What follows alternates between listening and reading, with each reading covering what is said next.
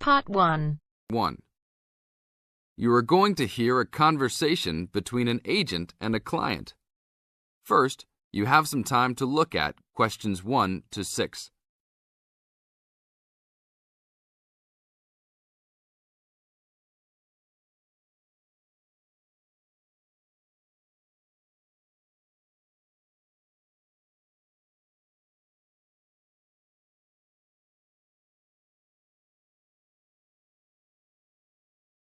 Now listen to the tape and answer the questions. Hello? Hi, good morning. Are you open yet? Yes, we are. Come in. Would you like to rent an apartment in the city? Well, kind of. I'd rather rent one near the harbor if possible. Oh, okay. Do you like the water? Yes, I do, but I actually repair sailboats for a living, so I'd like to be close to work. That's understandable. We all want to live close to work. Well, I think I have something near there. How many rooms would you like? Just one. I'm alone. But I would like to have an extra room for my dog. So you'd like 2 rooms and an apartment that accepts animals. Here's one. It's 1 block up from the harbor and renting for $445. How's that? That's perfect. Just what I was hoping to pay. What floor is it on? Floor? Oh, it's on the 12th floor. That's too high. I'd like to be on the 1st or 2nd floor so that I don't have to use the elevator. My dog, he's scared of them. Oh, well then, that's a little more complicated. Let me make a few calls. Okay, I think I found a couple more for you. Here's one that might suit your needs. How much? $395 a month. That's cheap. But it's only a 1-bedroom, a large one, but it's still just 1 room. Oh, well, regardless of whether the room is small, I still need a separate room for my dog. What else do you have? Then I have a 2-bedroom for $565 on the 2nd floor that is a little further away from the harbor. How far? About a half mile, and they accept pets. That's a little more than I had planned on paying, but I guess I could look at it. What's the address? 224 Williams Avenue, Harbor Square. 224 Williams Avenue. Got it.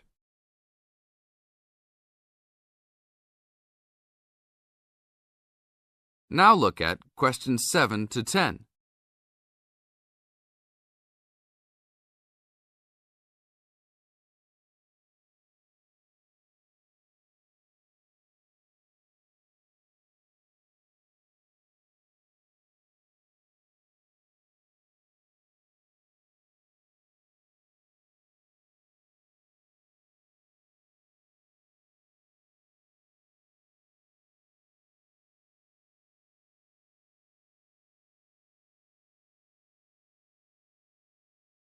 As the talk continues, answer questions 7 to 10. What else is included? Let's see, it has a washer and dryer, refrigerator and stove, a bed, dressers and shelves, and access to a swimming pool, game room, and gym. Ooh, I'll definitely take a look. Hi, how did you like it? It's great. I love the amenities, but the bed and furniture are awfully dirty. Can they replace those before I move in? Sure, that shouldn't be a problem. Anything else? Yeah. I didn't see anywhere to park my car. Is there a parking lot in the basement? Yes, there is. Would you like to rent a space? No, I'd like that to be included in the rent. Oh, well, I'll see what I can do, but I can't guarantee that. Do you want to take it anyhow? If those 2 issues were solved, I would love to take it. That is the end of Part 1. You now have half a minute to check your answers.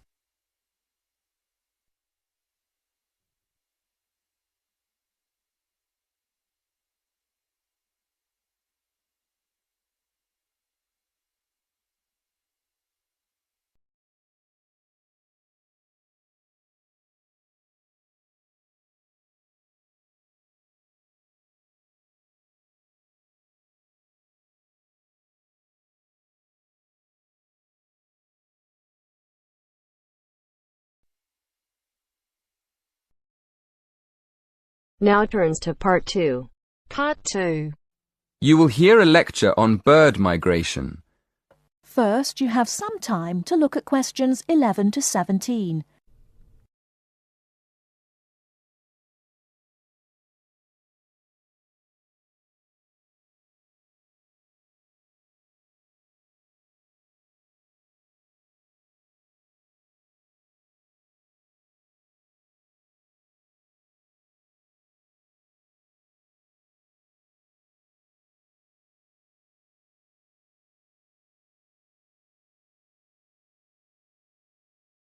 Now, listen carefully and answer questions 11 to 17. My lecture this evening will focus on the migration of birds. That is, how birds fly in big groups from different parts of the world at certain times of the year. In the first part of the lecture, I'll talk about the reasons why birds migrate, when they migrate, and which parts of the world they migrate from and to. To start with, why do birds migrate? Well, there are two main reasons. One, they migrate to look for food, and two, they travel to parts of the world that are more suitable for breeding. In fact, these reasons are closely linked. As you can imagine, when birds are breeding, they need extra food to feed their young. And in the spring, in the cooler climates of Europe, there is a lot of food for birds, especially insects. So generally, during the spring, birds fly up from the tropics, which are hot, to cooler climates in the north. They stay there for a few months to bring up their young. And then, when the weather in the north gets cold in the winter, they fly back to warmer climates in the south. Now I'd like to talk a bit about how global warming has affected bird migration. One of the effects of global warming has been to make the spring come earlier in the northern regions of the world. When spring comes early, the plants and insects that birds need to bring up their young are also available earlier. Research has shown that quite a lot of birds have started to migrate earlier because of higher temperatures. But unfortunately for some species, this hasn't been early enough. What I'm saying is that birds that are travelling a long way for breeding may arrive too late to find enough food to feed their young, and their population drops drastically. Scientists are currently researching more about this. Before you hear the rest of the talk, you have some time to look at questions 18 to 20.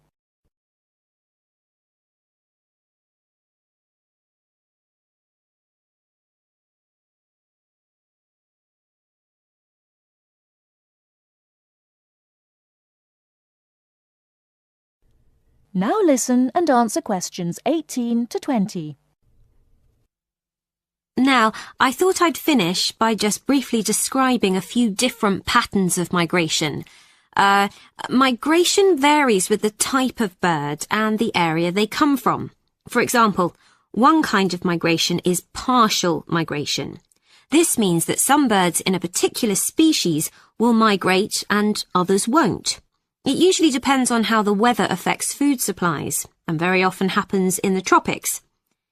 In another migratory pattern, a bird called an Arctic tern migrates the whole length of the globe, from the North Pole to the south. The Arctic tern travels between 12 and 15,000 kilometres each way when it migrates in a complete circle around the world. It's quite amazing. Right, and lastly, I'd like to mention a pattern which isn't nearly as spectacular, but is very interesting. And this is the way many birds migrate across North America. In this pattern, the birds fly northwards in the west of the country and then back south again in the east.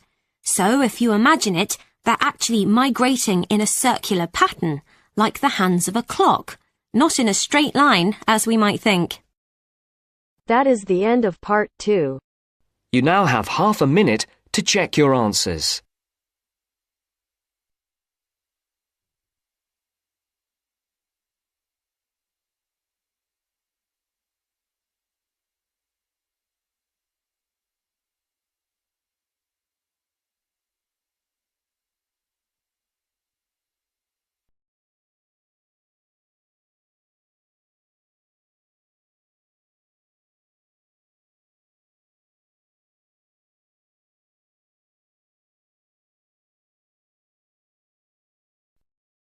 Now turns to Part 3. Part 3. You will hear a discussion between two work colleagues and their manager about the restructuring of their company. First, you have some time to look at questions 21 to 25.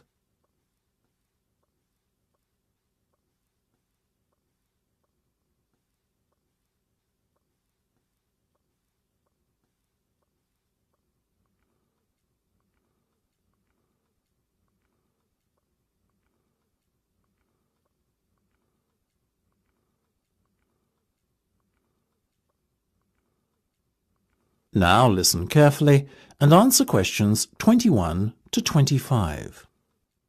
Come in, both of you. I believe you wanted to talk to me about something, is that right? Yes. Basically, all the staff are concerned about what the restructuring of the company is going to mean for them. None more so than myself and Nam, as we are the newest members. As I said to all staff at the meeting last week, there's no cause for concern. There will be no compulsory redundancies. All redundancies will be on a voluntary basis. Yes, we understand that, but to tell the truth, we just want a little reassurance that our jobs are safe. Look, Anne and Penny, the company isn't going to be short-sighted and let its bright young minds go. Besides, we've already met our target for the number of voluntary redundancies we want to secure. In fact, there's a waiting list. You know as well as I do that the age profile of staff at this company needs to come down. A lot of our employees are close to retirement age and are just going through the motions until they can take their pensions. That's why we decided on this redundancy initiative. We want to encourage those that would be happy to leave to do so and employ younger, more motivated staff. I guess that makes us feel a little better, but we're also worried about the upcoming salary review. What will it mean for us? Given the fact that the company's motivation for this restructuring initiative is not to cut costs, you needn't be worried that there will be a negative effect on your salaries. We are running a very profitable business and we will reward our top performers in the upcoming review. Both of you fall into that category, so you can expect a healthy bonus and salary increase. Simple as that. That's good to know. Another thing on our minds was the fact that with all these voluntary redundancies happening in the next few months, there will be a lot of positions opening up higher in the company. What we were wondering is, will the recruitment drive be an internal or an external one? Obviously, we will recruit internally where possible. That has always been company policy. So, if you're asking me will there be opportunities to gain a promotion in the near future, then the answer is very definitely yes. The type of candidate we would be looking for has a proven track record and is performance-driven. How can we improve our chances of getting promoted then when the opportunity arises? Well, in the meantime, be prepared to take on additional responsibilities, especially those relating to the management of other members of staff. Obviously, the higher up you go in the company, the more involved you'll be in managing people. What the management team is looking for then is proof that you can work effectively with and manage other members of staff. Before you hear the rest of the discussion, you have some time to look at questions 26 to 30.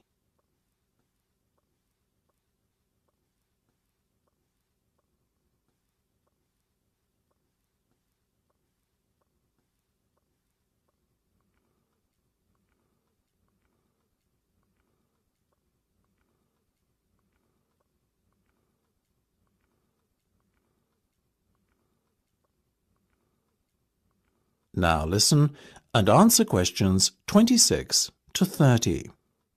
One more thing. Go on. This project you've given us to manage, is it a test of our abilities? I guess you could say it is a test of sorts, but look at it more as a chance for you to prove yourselves. Actually, now that I have you both here in private, can we talk about that a bit? Of course. OK, Penny, let's start with you. Has the timescale been agreed yet? Yes. You said we have a total of 8 weeks to bring the product to launch. So we've decided to allocate 3 weeks at the beginning to product research and prototype testing. Very good. Then after that, we are going to spend a further 3 weeks formulating our marketing strategy and doing some research and testing on a sample of the target market itself to get some feedback. And presumably the last 2 weeks will be devoted to the launch? Exactly. Now, let's talk estimated costs. Well, you've given us a total budget of £100,000. Of that, we're allocating 50% to product development and testing, a further 25% to marketing, and £25,000 will be spent on the launch. Penny, give me a breakdown of the launch costs, would you? Sure. £10,000 will be spent on hiring and decorating the venue. £10,000 will be spent on promotional work, and the remaining money will be used to pay for catering and administrative costs. I'm very happy with that, to be honest. As I said, you guys should stop worrying. You're doing a fantastic job, so keep it up.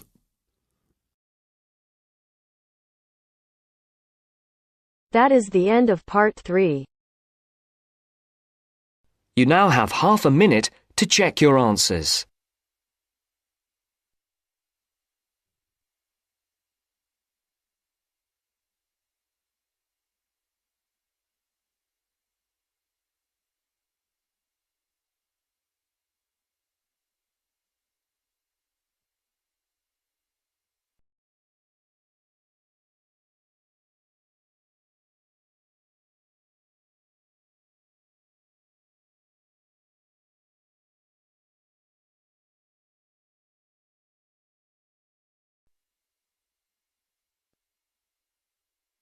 Now turns to part 4.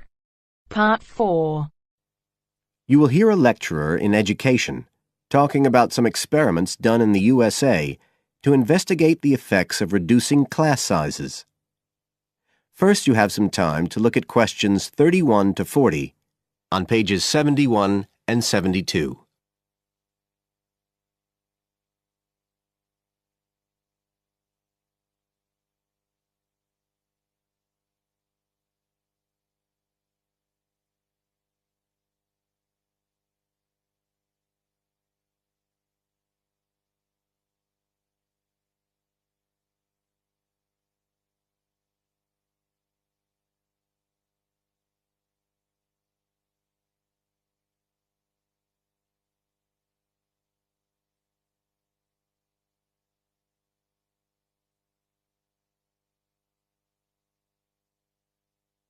Now listen carefully and answer questions 31 to 40. All over the world, there are passionate arguments going on about how educational systems can be improved. And of all the ideas for improving education, few are as simple or attractive as reducing the number of pupils per teacher. It seems like common sense. But do these ideas have any theoretical basis? Today, I want to look at the situation in the USA and at some of the research that has been done here in America on the effects of reducing class sizes. In the last couple of decades or so, there has been considerable concern in the United States over educational standards here, following revelations that the country's secondary school students perform poorly relative to many Asian and European students. In addition, statistics have shown that students in the nation's lower-income schools in the urban areas have achievement levels far below those of middle-class and upper-middle-class schools. So would reducing class sizes solve these problems? Well, we have to remember that it does have one obvious drawback. It's expensive. It requires more teachers and possibly more classrooms, equipment, and so on. On the other hand, if smaller classes really do work, the eventual economic benefits could be huge. Better education would mean that workers did their jobs more efficiently, saving the country millions of dollars. It would also mean that people were better informed about their health, bringing savings in things like medical costs and days off sick. So what reliable information do we have about the effects of reducing class sizes? There's plenty of anecdotal evidence about the effect on students' behavior, but what reliable evidence do we have for this?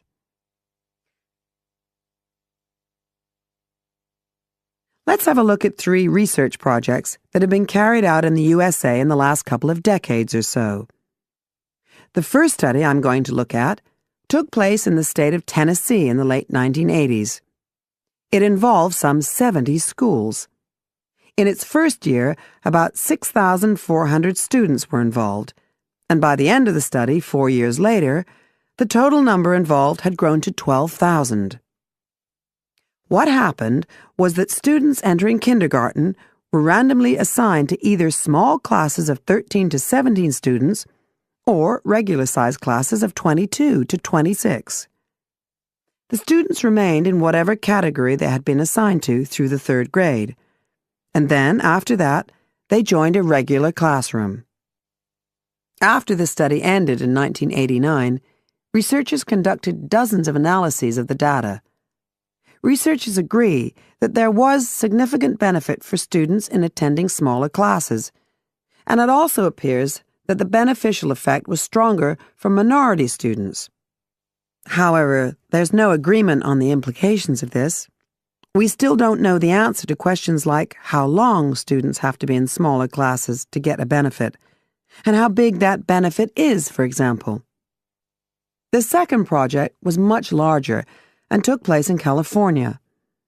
Like the Tennessee study, it focused on students from kindergarten through to grade 3, but in this case, all schools throughout the state were involved. The experiment is still continuing, but results have been very inconclusive, with very little improvement noted. And the project has, in fact, also had several negative aspects. It meant an increased demand for teachers in almost all California districts. So the better-paying districts got a lot of the best teachers, including a fair number that moved over from the poorer districts. And there were a lot of other problems with the project. For example, there weren't any effective procedures for evaluation. All in all, this project stands as a model of what not to do in a major research project. A third initiative took place in the state of Wisconsin at around the same time as the California project began, and it's interesting to compare the two. The Wisconsin project was small. Class sizes were reduced in just 14 schools, but it was noteworthy because it targeted schools at which a significant proportion of the students were from poor families, compared with California's one-size-fits-all approach. Analysts have found that the results are very similar to the Tennessee project, with students making gains that are statistically significant, and that are considerably larger than those calculated for the California initiative. Now, I'd like to apply some of these ideas to the latest